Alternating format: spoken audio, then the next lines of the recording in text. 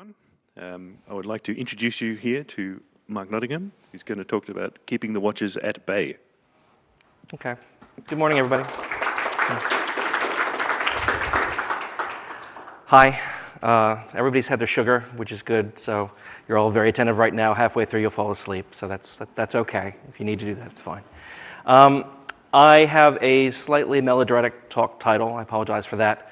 What I really want to do is tell you a story. My background, I started as a webmaster back when that was still a cool job title in the mid-90s at La Trobe Uni, and then I went into system administration and into development. But fairly early on, I took a bit of a left turn, and I got involved in internet and web standardization, and getting involved in a lot of different efforts there. And I've done that now for about 20 years, a bit more than 20 years, which is, I guess, a long time to do one thing. But I want to tell a story from that perspective. About the topic of the conference, about the watchers and people who are watching what we do on the internet. I want to put a proviso in there, though. I am not a security person. It's never been part of my job title. I'm not a cryptographer, especially. I know people who do these things. I drink with them fairly often, and so that's where I get a lot of this context. I've been involved, usually in a fairly peripheral way, in some of the things I'm going to talk about today. But I am by no means a security person. On the other hand, I do think it's important to point out that in some sense we're all security people in this industry. And that's a change. You know, when I first started, security was something that you thought of at the end of the project. I will just bolt that on later on, don't worry about it. And then even in the standards bodies in the early 2000s, even the mid to late 2000s, a lot of people had the attitude that, oh, well, security, that's what those folks over there do in that working group. We don't do that over here. They're weird. They have their own language. They have their own values. We'll just let them do their thing over there, and if we have to, we'll tolerate it being bolted on at the end. And that's not the case anymore, I think, across the industry, and that's a good thing. So that change in mentality is, I think, something I'm going to be talking about a few times in this talk. So I'm going to start by saying, why are we doing this? Why are we securing the internet? What's happened so far?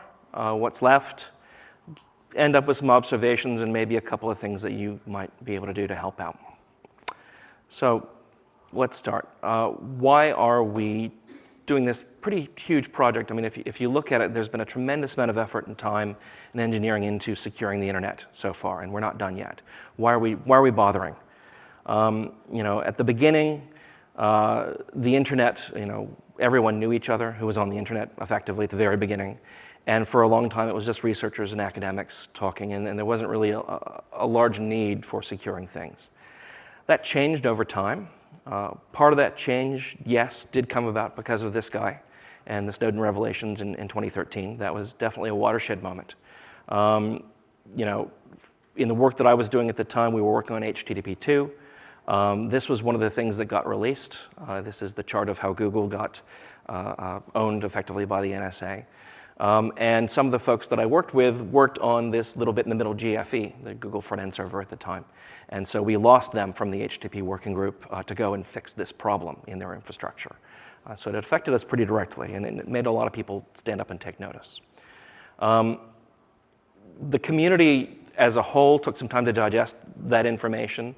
And we held a series of events and discussions, and probably the most influential one was this workshop between the W3C and the IETF in early 2014 called Strint.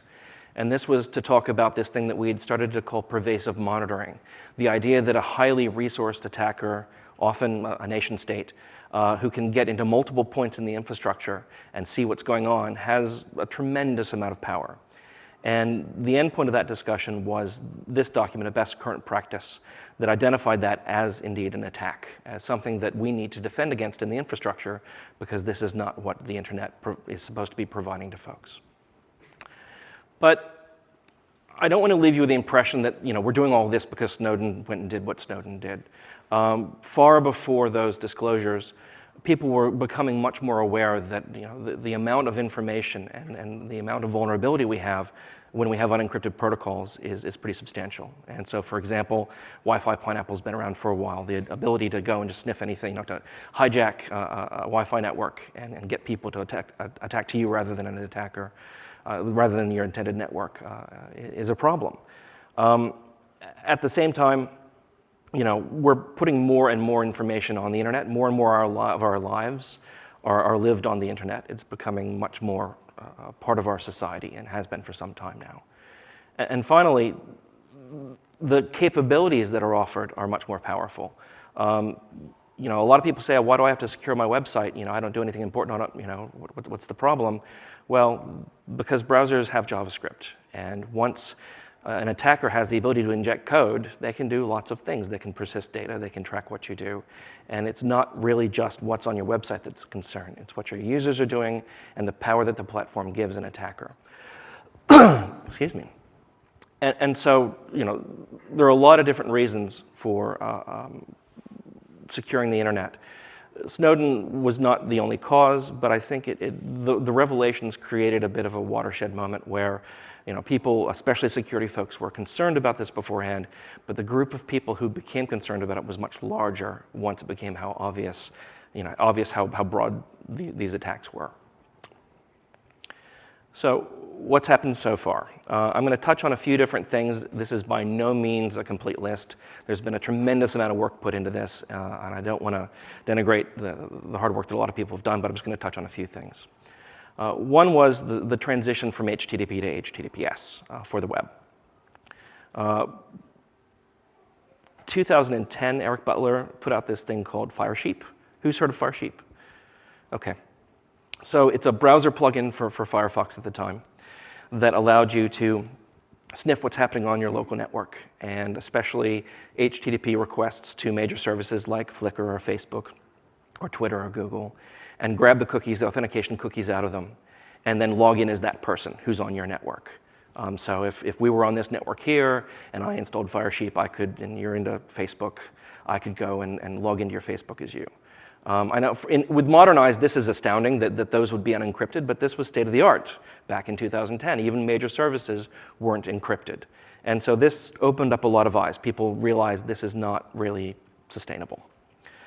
Other things that people noticed, networks injecting things more and more into flows. So you've gone over your bandwidth cap, or, oh, here are some ads, or whatever. And this, again, is a violation of the trust between the network and the user and the endpoints. More aggressive things started happening, like injecting tracking cookies into HTTP flows, which is really not cool. And to put icing on the cake, some nation states decided to weaponize this and inject JavaScript. You remember, I talked about JavaScript being injected as a powerful thing. They turned people's browsers into effectively a DDoS cannon and used that to attack different websites around the world, which is pretty scary. So we needed some carrots and sticks to help people adopt HTTPS over HTTP. We needed to shift the needle on that. There are a lot of different ways that was done. One of them was for HTTP2, there was a movement to make the protocol encrypted only over HTTPS.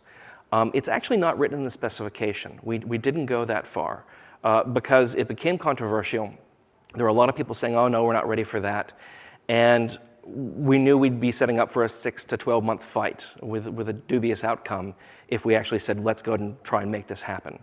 But none of the browser vendors wanted to ship HTTP over plain text, not only for security and privacy reasons, but also because there are a lot of middle boxes that fool with HTTP. And if you change the protocol without coordination, they're going to break, and they're going to break the protocol. And so HTTP2 effectively shipped with only encryption, only across encrypted channels. And so the goal was met. But this is one of the things that was done.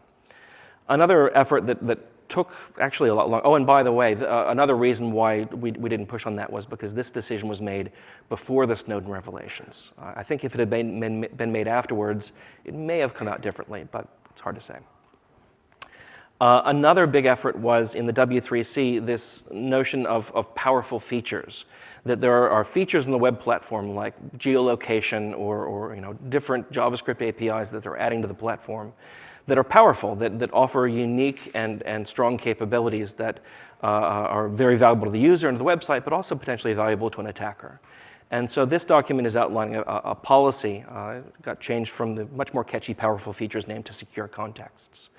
to say that if you introduce a new feature to the web platform and it's powerful by this measure, it has to be available over HTTPS only. You can't make it available on unencrypted connections.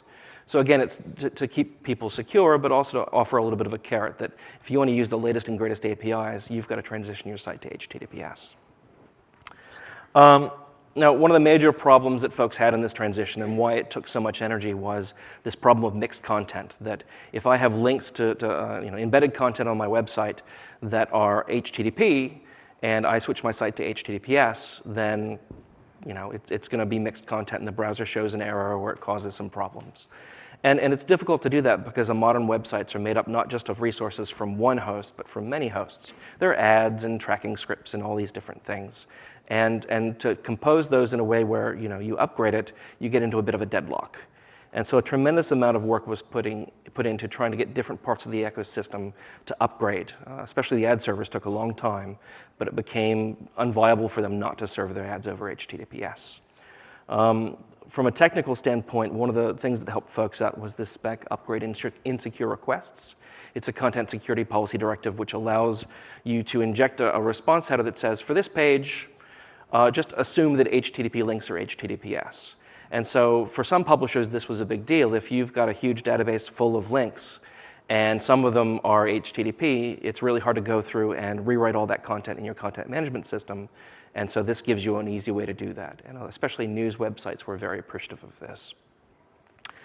Another complaint we heard often was HTTPS is slow. A lot of engineers said, sure, I'll secure my site, but I don't want to lose performance or provision any more hardware. This isn't acceptable. It's not good for my use case. I'm not going to go into the details of why that's not true. If you're not familiar with this, go to this website. It lays it all out. It's a great resource. But it isn't true. The difference in performance, either from scalability as well as latency, is minuscule between HTTP and HTTPS if you have a modern deployment. And this is important for people to realize. One of the holdouts was Netflix. They were very concerned and expressed this concern in a variety of ways, including in the standards bodies, that forcing video to go HTTPS was a no-go for them because their infrastructure couldn't handle the extra load.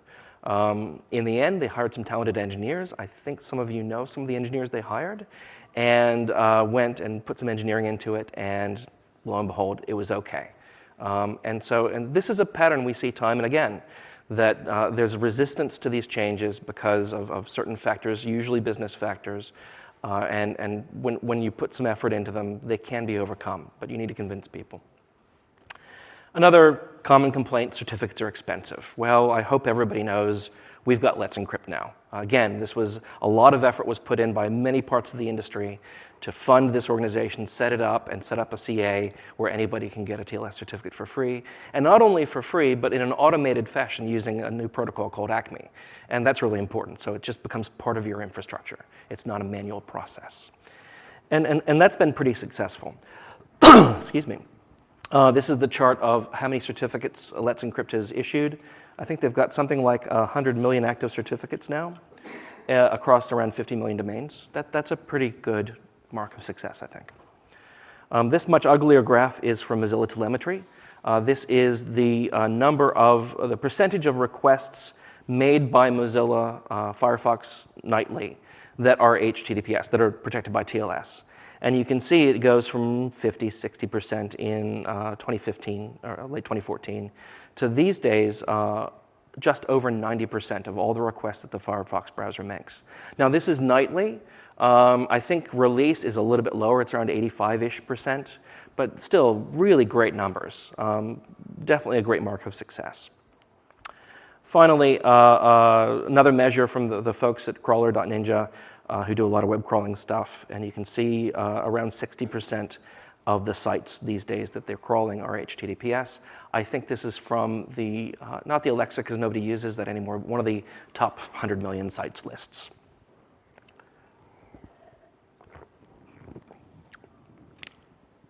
Again, these changes made some people unhappy. And that unhappiness took a few forms.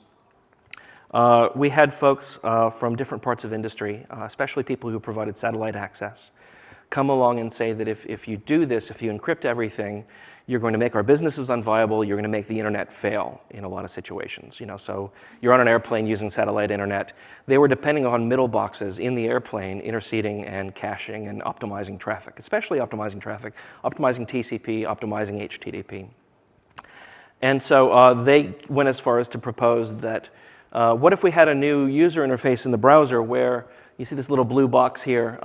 If the network wants to intercede and optimize things, it can ask for permission, and then you get this little user experience. Luckily, this didn't happen. This was rejected soundly by the community. Security user experience is hard enough. We don't need to be adding new factors to it, and there's a lot of research behind that. They were concerned that this would cause their businesses to fail or the internet access over satellite to fail and cause disruption in the internet. They have not eventuated. As I said, we're something like 90% of requests over HTTPS. We still have satellite internet. Has it made their lives harder? Sure. Is that a price worth paying? That's, I think, for everyone to decide. We also have new forms of satellite being deployed right now, which is extremely exciting. And if you haven't seen those talks, go look them up. They're amazing. Another group of folks that it made unhappy were people who do caching. I'm not picking on Squid. I'm sorry, Robert. It's just my favorite caching engine. So, especially when I started in this industry in the mid-90s, HTTP caching in forward proxies was a really common way to make sure that you don't overcome your access links. As the web started scaling out, it was a big deal. In fact, I think when I was at an ISP working here, we put all of our traffic, which was a lot of downstream ISPs traffics, through 2 Squid boxes, and that failed in a glorious fashion. It's a great story.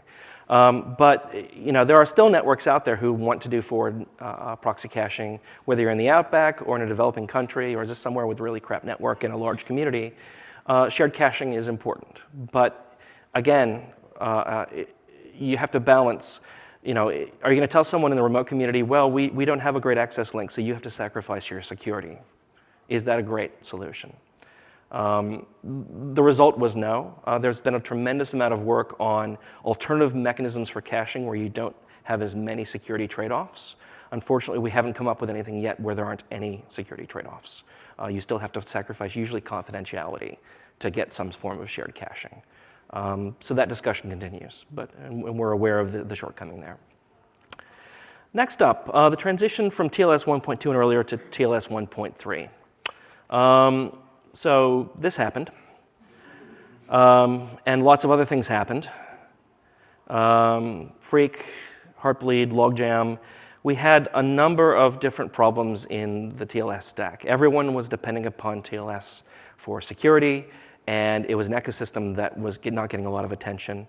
It was a complex old protocol that had been accreted on for years and years and years. Lots of new features and no pruning. Almost an implementation monoculture. OpenSSL by far was the dominant implementation. A lot of the crypto, because there wasn't any pruning, was outdated. And we really didn't have any basis for understanding how many more attacks like this were possible. We didn't have any solid formal analysis of the protocol. And so TLS 1.3 was an effort to fix all of that. Simplify the protocol, prune away the old stuff, including the outdated cryptography, encrypt most of the handshake, and probably most importantly, get much wider review, including academic review, so that the holy grail was to get formal verification of the protocol, so that you had a proof that it was meeting its security goals. During the development of TLS 1.3, there was a workshop to get these communities together called Tron, TLS 1.3 Ready or Not. And indeed, they did these things. There were formal proofs that TLS 1.3 was meeting its security goals, which is fantastic. From a success metric standpoint, another way to look at it is how is deployment.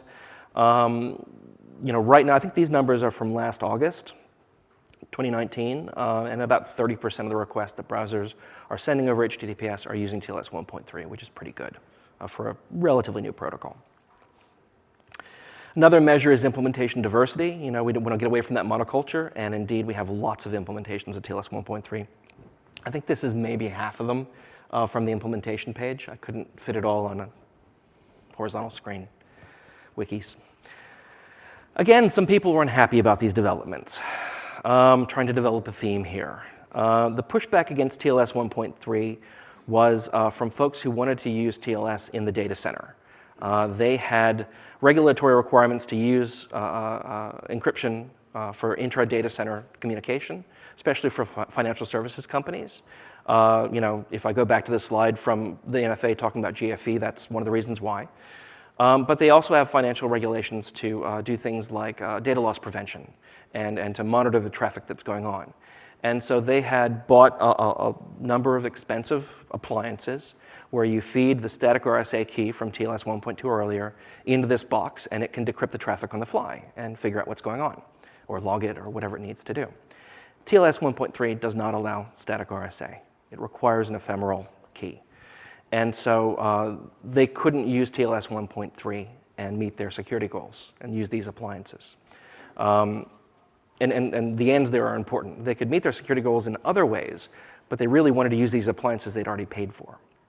And so, they were concerned. I think, as I understand it, another problem they had was the same regulations required them to use the latest and greatest version of TLS. And so they were it's a bit of a catch-22 for them. And so they came, as they should, to the IETF and said, well, we have this problem. We had a large discussion in the community about this. And at the end point, we said, okay, we understand that you have these concerns, and we're not trying to denigrate them, but we can't sacrifice the overall security of the internet for this one use case, for your data centers. You've chosen to use internet technology in your data center, which is great, and we love those use cases, but we can't lessen the security of the internet overall just so you can meet your use case. You've got to do something else. And so they did. They went to Etsy, and they published, I don't know much about the technical details of it, but as I understand it, it's effectively a fork of TLS that allows, with all the latest and greatest, but it allows this kind of interception. And so I think this is a win because they can meet their use cases without affecting the overall internet. It's a shame to have a fork, but sometimes it's necessary. So what's left? Right now, we're undergoing a transition in transport protocols from TCP to QUIC. So TCP is an interesting protocol. This is the TCP packet header. There's lots of information in here, and all of it's unencrypted. All of it is available to anybody on the path who wants to look at it. It's also unauthenticated, so if somebody on the path changes some of it, you have no way of knowing. And that affects not only security, but also the viability of the protocol itself. We have this thing we call ossification. When middle boxes do things to protocols, it prevents us from evolving the protocols themselves. But from a security standpoint, this turns out to be useful. This is a paper from 2017 where some researchers figured out that a video on the internet commonly uses a variable length encoding. And so when you're watching a video, you're requesting a bunch of chunks of video, and they're all different sizes. And that's effectively a fingerprint. If you can watch you don't have to watch the actual requests. TCP exposes the flows. It exposes, using the ACKs and using the protocol metadata at the transport layer, what's going on above. And so they were able to use these fingerprints to identify with a very high probability what video you're watching on Netflix, even though they're not breaking the encryption, even though it's still over HTTPS. So that's kind of scary. And of course, part of the Snowden revelation showed us that it was possible to use the unencrypted aspects of the TCP handshake to redirect a connection to an attacker, which is not great. So QUIC is the current effort to improve transport on the internet. There are a lot of different things going on. Security is definitely a large part of it. There's a lot else, though. I'm just going to talk about a couple of things here. This is the QUIC short packet header currently. It's not an RFC yet, so subject to change, although I really hope not. And you can see the payload is protected, so that's all encrypted. It's using effectively TLS 1.3 encryption, just shoehorned into this new protocol. There's the packet number, so it's like the sequence number in TCP, sort of. That's encrypted as well. There's a separate encryption scheme for the packet numbers, packet number encryption. So an attacker can't really derive any information from that. The destination connection ID allows you to do rendezvous. So if one of the features of QUIC is connection migration, so if you have a NAT chain, a NAT table change, or if you have a migration between networks, if you go from Wi-Fi to cellular or vice versa, you can actually still use the same connection. And the connection ID is the mechanism for doing that. And so that is information that is unencrypted. However, when you set up a quick connection, you get not just one, but a bunch of connection IDs. And when you transition networks, you change the connection ID you use, so it obfuscates those changes. So an attacker can't follow you from connection to connection. Finally, there's one little bit up in the top that's interesting, the spin bit. I'll get into that in a minute. Some people were unhappy about this. The spin bit came about because network operators said, okay, I'm used to having the availability of the sequence numbers in the ACKs so that I can estimate things like delay on a connection and loss on a connection so I can do network management. And so this became somewhat political in the IETF. The IETF has a lot of network operators. And so we wanted to come up with a solution that allowed them to meet their goals, but not expose application data. And so the spin bit is a mechanism to do that. I won't go into the details of how it works. It spins between two values, 0 and 1. And so there's an algorithm you can use to estimate delay based on that. But that bit its value isn't connected to the application payload. And so it doesn't leak application data. And we spun up a design team with some excellent security and privacy people, including, for example, DKG from the ACLU. They did the evaluation. They said, okay, well, this seems like it's reasonable to put into the protocol. And so we went through a process to put that in the protocol. Whether it's going to be used or not, we don't know. Both endpoints have to implement it, so we'll see.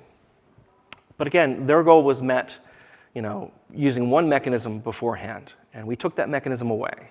In this case, we found them another solution, and it's usually possible to find another solution to meet those goals without offering full access to the payload. This is the important part. Some people were still unhappy with this because they really want to see the bits. And so there's already instructions out there about how to block quick on your firewalls. So now let's talk about DNS. So for a long time, folks have been a little bit unhappy that some networks configure their recursive resolvers that when there's an annex domain, when a domain isn't found, they'll kind of hijack that and send you to advertising or to a search engine or something. Okay. What's been less known for quite some time is that the data of what you access online is valuable in and of itself. So when I go to a website, you're not contacting, again, just one server. You're contacting a large number of servers. And that can form a fingerprint of what you're doing. You access this ad server, and then that one, and then this content server, and that image server in this particular pattern. That becomes valuable information. And so that data can be monetized. And ISPs are a low-margin business. If I can find another way to make another $5 per user, if I don't do it, my competitors will. And so this isn't great. That's a factor, that's a systemic factor of the environment. It turns out this is pretty big business. And you don't hear it talked about a lot, but we can't say it's not uncommon. And indeed, at least in some jurisdictions, there's no real legal impediment to doing this. So from the standpoint of the internet, what do we do about this? The icing on the cake is that a lot of jurisdictions are now using DNS as a control plane. And so they're blocking or hijacking DNS. This is from research that was presented at the IRTF a couple of years ago now, where incidents of hijacking of Google DNS results, so 8888. There are other numbers for other providers. So the solution to this, or the response to this, I should say, that was come up with is this specification, DNS over HTTPS. And so the idea is that you can make your DNS requests not over port 53, but just over a normal HTTP connection. And that has some really interesting properties. Before this, there already was DNS over TLS, so you could use TLS and get encryption. But with DOE, it's not just encrypted, it's over HTTP, and so it can be co-located with an HTTP service, which means that an extremely popular web host could host one of these things. And that puts somebody who wants to block or manipulate DNS into an awkward position. If they want to use DNS as a control plane, they've got to block that huge website. And so it raises the bar.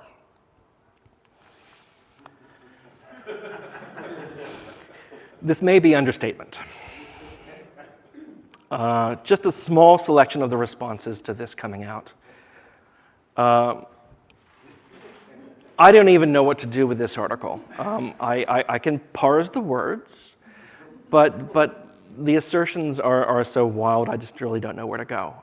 And notice that they're talking about Google, even though Google had no announced plans to deploy Doe at any scale. They were just doing very small scale experiments, and everything they had said had been very, frankly, friendly to people who want to do things using DNS as a control plane.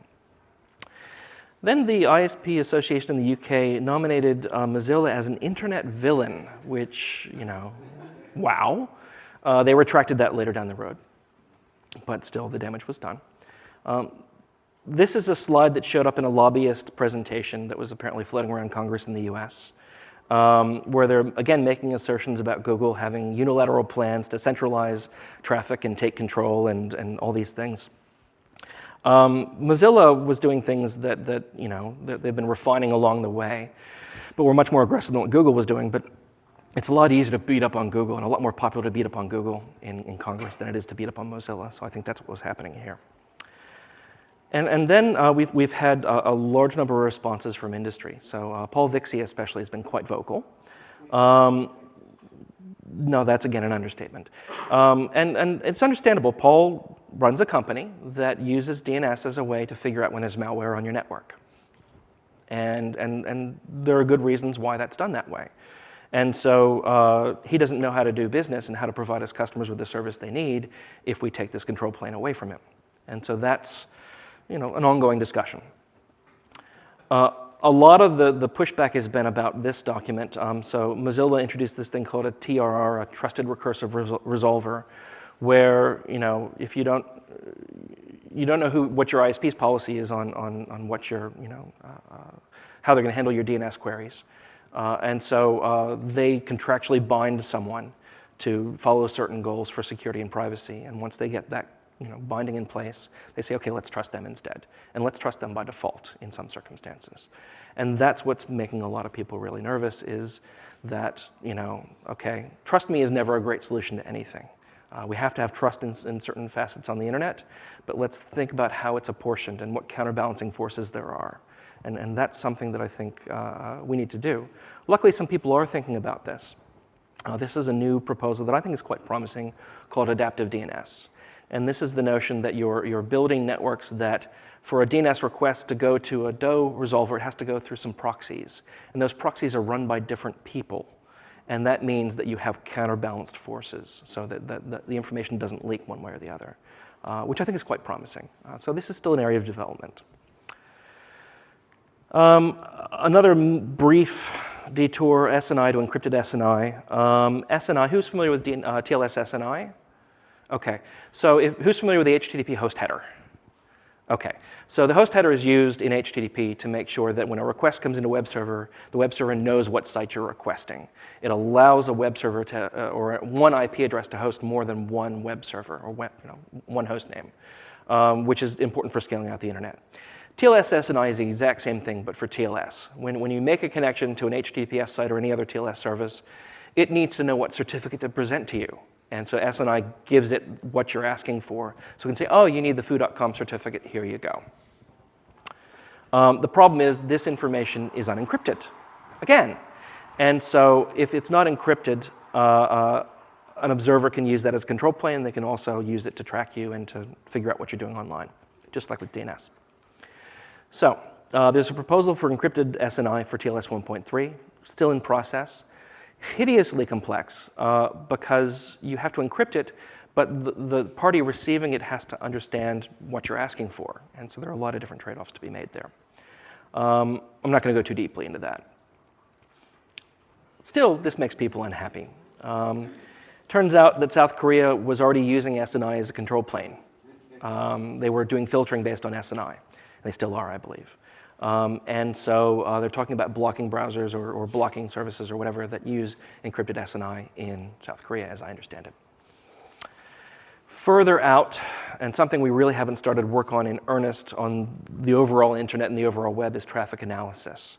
So even once you encrypt all of these things and all of the application data is encrypted and all the metadata and DNS and everything, your communication on the internet still reveals what you're doing to some degree. The hosts that are communicating, the flows back and forth, the directionality, packet sizes, packet timings, these things can be fed into a machine learning algorithm and used to fingerprint what you're doing and who you are. And it turns out that's not just in theory. Cisco has product around this. Encrypted traffic analysis is the way, analytics, I'm sorry, is the way that they fingerprint malware on a network. So kind of doing what I was talking about before, providing the service to enterprises, but you don't need to break the encryption to do it, which is cool.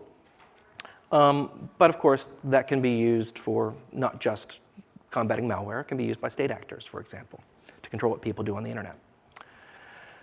This is a presentation from the ANRW, which is a research workshop kind of thing at the IETF that we've held the last few years, I should say. And these are confusion matrices where they're showing that they're able to identify what is happening with a high degree of reliability. In the case of Chrome, they can identify, for example, the content type and a few other aspects of the message. They can also identify malware behavior with a high degree of confidence. Interestingly, they can't identify what Tor is doing with a high degree of confidence. You know, in a confusion matrix, a diagonal line means high correlation. That vertical line means they weren't really able to tell what was going on with a high degree of reliability. And that's because Tor uses two techniques, multiplexing and fixed length records. And they believe them both to be valuable defenses. So there's already a lot of discussion about how can we, integrate these into more of the internet stack, and where is it appropriate to use these? Because they have costs. Multiplexing, of course, we're already using a lot with HTTP2 and now HTTP3. Fixed length records, we've become a little bit addicted to variable length records in our protocols. So that's an ongoing discussion. Of course, this will make some people unhappy if we figure out how to combat this stuff. I think that's more of a long-term escalation rather than we can fix it, but it's something that people are starting to think about now. Last thing. Everything I've talked about until this point is securing the communication between two endpoints. Blue is talking to green. Let's make sure that that's encrypted and authenticated and has integrity and confidentiality. And so we're getting pretty good at providing those properties. And indeed, this is built into the internet threat model that we've documented. But what if green is talking to a bunch of other people in the back end and sharing your data with them? Either really aggressively, like we see with browser fingerprinting, or maybe because they're being compelled to. And we talked about this a little bit this morning in the keynote. The interesting thing to me is this is the page where they're supposed to tell us what they're doing, and we don't have the report for 2019 yet, and so we have no idea. The very limited transparency in the Interception and Access Act has not eventuated yet, which I don't know why. Or your end is compromised. Maybe you're using IoT, which is a big rat's nest. Or maybe your device or your software isn't really acting in your own best interest, and you just don't realize it yet. Or maybe your end is compelled. You talk about ripped from the headlines. There are some technical things we can do about all of these things. There's been a lot of progress made, especially around limiting tracking and limiting fingerprinting, which is fantastic. That is going to make some people unhappy. It's a shift in power, but it is successful. This is some of the things we've been seeing about Apple's ITP, and it's fantastic to see that they're seeing some success in that. So I'm going to end up with some observations real quick. A lot of these discussions are really about cost and control. The cost side is relatively straightforward. I've spent a lot of money to put an appliance in my network, and you just made it completely unviable because I assumed that the internet would always run the same way. The control side of things is a little more subtle. And a lot of these debates kind of boil down, at this point at least, to two endpoints of some people want to see the network as a dumb pipe and nothing ever else. And some people want to say, well, it's my network, it's my rules. And there's not a lot of give between either side of that debate, unfortunately, right now. And so we need to find other ways to approach these problems, I think. From the standpoint of how we design the protocols, I think we have to design the internet for the pessimal case. We have to assume that the user is going to be under attack, because many users are in various different ways. And communication between two parties is complex enough. Communication between two parties with a third party watching is really hard to manage the security and privacy properties of. So while your data center or your country may be comfortable with particular properties being exposed to the network. That doesn't work for the whole internet. And so as a result, I think assuming latent availability of application data to the path isn't viable anymore. You just can't take it anymore. There has to be something more than that. It means that you need some way to say, trust my somebody to do something. And the somebody and something are the parts we need to figure out. And what does trust mean? Trust is scary. Right now, the major mechanism we have for this is installing certificates in browsers or operating systems, sorry, certificate authorities. So by going through this ceremony on your laptop or on your desktop, you can grant the permission for somebody else to see everything you do on the web and over TLS, which is kind of scary. And so do we need more fine-grained things than that? Or do we need to make that easier?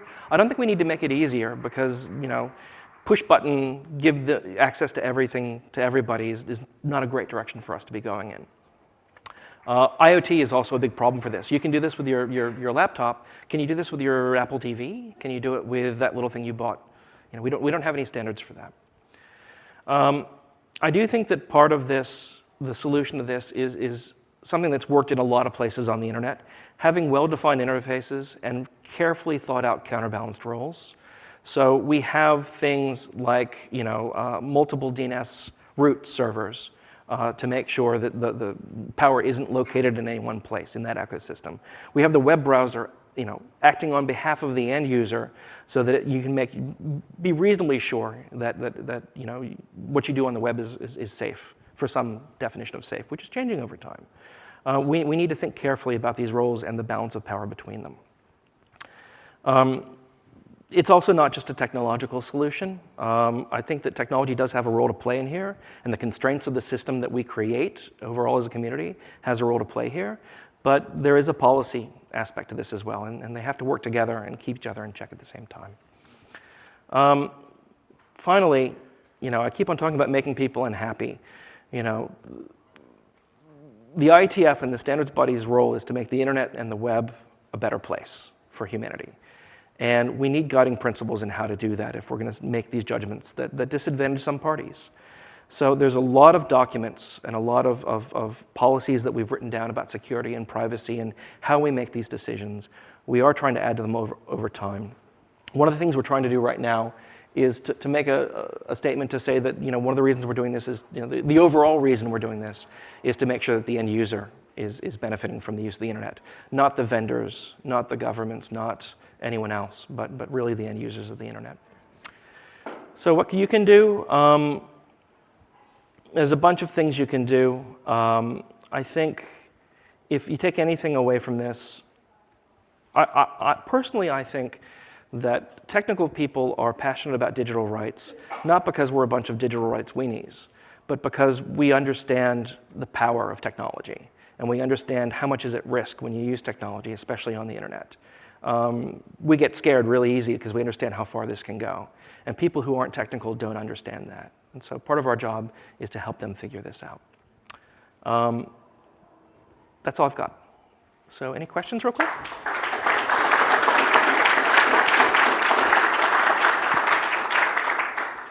Thank you, Mark. That was really interesting. Do we have any questions at all? Here's a question. Could you go back to your draft as you have up there? I didn't quite catch it. One more. That's the nicest idea for an internet draft I've seen in a couple of years. Thank you. Oh, thank you. It actually, I think, was most directly spurred. We had Edward Snowden come and talk, virtually, of course, at an ITF after we played Citizen 4. And one of the things he said was that you really need to solidify this idea, which I think is a good one.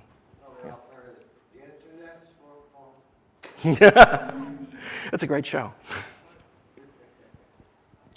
We might be able to squeeze in one more question, possibly. We had this one up here. Oh, nothing? Okay. Thanks. Thank you very much.